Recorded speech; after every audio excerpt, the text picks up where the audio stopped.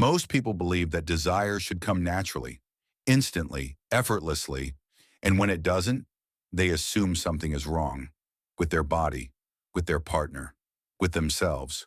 But what if nothing is broken? What if desire isn't a switch you turn on, but a response your brain gives you when it feels safe enough to say yes? We grew up learning a very specific story about sex. That healthy desire appears out of nowhere.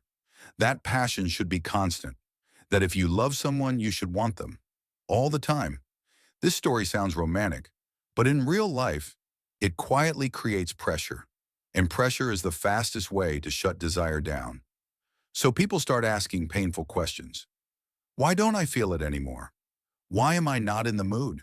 Why was I different before? These questions don't come from curiosity. They come from fear. Fear of losing connection. Fear of being broken. Fear of disappointing someone you care about. But desire doesn't disappear because you failed. It disappears because something changed in your world. Modern psychology shows us something important. Desire is not one thing. Some people experience spontaneous desire. It appears first, without effort. But many people experience responsive desire. Desire comes after closeness begins, after safety, after touch, after emotional presence. This isn't low desire. This is normal human biology. As explained by sex educator Emily Nagoski, the body often waits for the brain's permission. Your brain runs a simple system. It has accelerators, things that increase desire, and it has brakes, things that stop it. Stress, anxiety, self-judgment, pressure, unresolved tension. You can press the accelerator all you want, but if the brakes are on, nothing moves. And most people don't have a desire problem. They have too many brakes activated. Here's where people go wrong. They try harder, more effort, more performance, more techniques, more expectations. But desire doesn't respond to effort. It responds to safety. When intimacy becomes a task, the brain feels watched. And when the brain feels watched, it protects itself by shutting down pleasure. Good sex is not impressive. It's not about frequency. It's not about endurance.